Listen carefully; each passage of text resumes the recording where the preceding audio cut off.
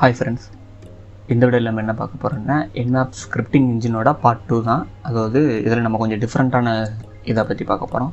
அதாவது நம்மளோட version management அப்படின்ற வீடியோ பார்த்துட்டு தெரியும், நம்ம எப்படி ஒரு சர்வீஸை ஃபைன் பண்ணுறது அப்படின்னு சொல்லிட்டு அதில் ஒரு ட்ரிக்கும் சேர்த்து சொல்லி கொடுத்துருந்தேன். அதாவது கொஞ்சம் ட்ரிக்கியான விஷயம், அதாவது ஒரு போர்ட்டில் இந்த சர்வீஸாக ரன் ஆகுதா அப்படின்னு சொல்லிட்டு. ஸோ அந்த வீடியோ பார்க்கலன்னா பார்த்துட்டு வந்துடுங்க. ஸோ அப்படி இருக்கக்கூடிய இதை வந்து நம்ம எப்படி ஒரு ஸ்கிரிப்ட் ஸ்கேன் பண்ணுறதை பார்க்க போகிறோம். வீடியோ பார்த்தா உங்களுக்கு புரியும் நினைக்கிறேன். சரி, ஓகே, வாங்க இன்றைக்கான வீடியோக்குள்ள நம்ம போயிடலாம்.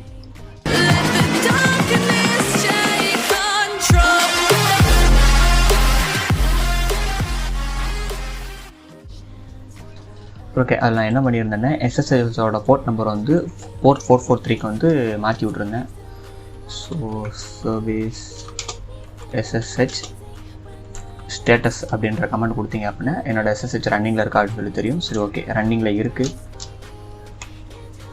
நான் இப்போ இதை என்ன பண்ண போகிறேன் அப்படின்னு பார்த்தீங்கன்னா Nmap வச்சு நான் நார்மலாக ஸ்கேன் பண்ணுறேன். 192.168.43 இதான் என்னோடய மிஷினோட ஐபி அட்ரஸ். அது HTTPS தான் டிடெக்ட் பண்ணியிருக்கு. பட் அங்கே ரன் ஆகக்கூடியது வந்து ஒரு SSH கனெக்ஷன். நம்ம Nmap ஸ்கிரிப்டிங் என்ஜினை வச்சு நம்ம என்ன பண்ணுவோம்னா அந்த SSH கனெக்ஷன் அட்டாக் பண்ணோம். எனக்கு தெரியும் இப்போ இது ஒரு SSHன்னு சொல்லிட்டு, பட் SSHன்னு தெரியாத பட்சத்துக்கு நான் சொல்கிறேன். ஸோ என்ன இதில் வந்து நான் எந்த போர்ட்டை ஸ்கேன் பண்ண போகிறேன்னா 443. ஏன்னா டைம் நிறைய எடுக்க, நான் நம்ம லாஸ்ட் வீடியோ பார்த்துங்க தெரியும் 5 மினிட்ஸ்க்கு மேலே ஸ்கேன் போயிடுச்சு.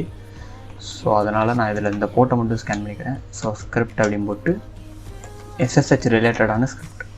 அந்த ஸ்டார் வந்து எதுக்குன்னு உங்களுக்கு தெரிஞ்சிருக்கும். இந்த ஸ்டாருக்கு அடுத்து என்ன இருந்தாலும் அது எடுத்துக்கோ அப்படின்ற மாதிரி.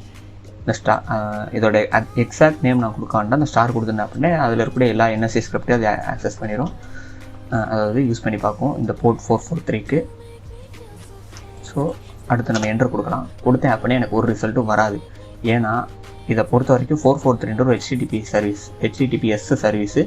ஸோ இதுக்கு நான் SSHன்ற ஸ்கிரிப்டை கொடுத்துருக்கேன், அதாவது ஸ்கிரிப்டை மாற்றி கொடுத்துருக்கேன் அப்படின்னு தான் அது நினச்சிக்கிட்டு இருக்குது. ஸோ அதனால் வராது. இது நம்ம ஓவர் கம் பண்ணுறதுக்காக தான் சர்வீஸ் வெர்ஷன் அப்படின்றத இந்த இடத்துல யூஸ் பண்ணுறோம். ஸோ இந்த மாதிரி Nmapஓட பேராமீட்டரை கலந்து யூஸ் பண்ணால் நீங்கள் கலைக்கணும். SB மட்டும்தான் தனியாக யூஸ் பண்ணி, SC மட்டும்தான் தனியாக யூஸ் பண்ணலாம், அந்த மாதிரிலாம் கிடையாது.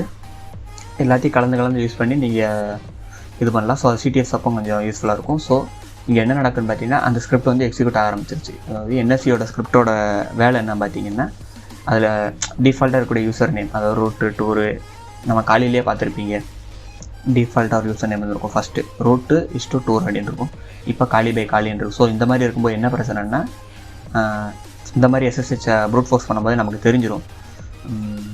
என்கிட்ட இப்போ ஒரு பழைய காலி மிஷின் இல்லை, ஸோ இருந்தால் காட்டியிருப்பேன். ஸோ டூரும் போட்டு பார்த்து அது டிஃபால்ட் க்ரெடென்ஷியல் இருந்துச்சு அப்படின்னா எனக்கு Nmapல நான் ஸ்கிரிப்ட் ஸ்கேன் பண்ணும்போது டிஃபால்ட் க்ரெடென்ஷியல் வேலை செய்யுது அப்படின்னு சொல்லிட்டு எனக்கு அந்த Nmapஓட ஸ்கிரிப்ட்லேயே காமிச்சிடும்.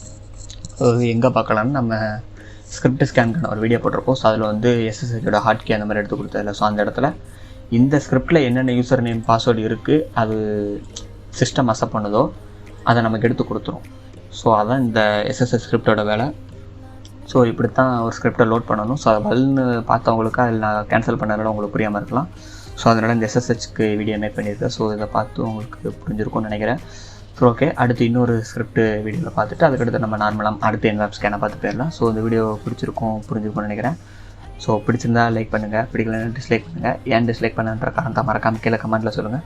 உங்களுக்கு இதில் ஏதோ ஒரு டவுட் இல்லை எனக்கு எதாவது புரியல அப்படின்னு நினச்சிங்க அப்படின்னு நீங்கள் பர்சனலாக கான்டாக்ட் பண்ணலாம். டெலகிராம், இன்ஸ்டாகிராம் எல்லா ஐடியும் கீழே டிஸ்கிரிப்ஷனில் இருக்குது. நீங்கள் கான்டாக்ட் பண்ணி நான் கண்டிப்பாக ரிப்ளை பண்ணுறேன் எல்லாருக்கும். சரி, ஓகே, அடுத்த வீடியோவில் சந்திப்போம். அது வரைக்கும் எல்லோரும் ரொம்ப ஜாலியாக இருங்க.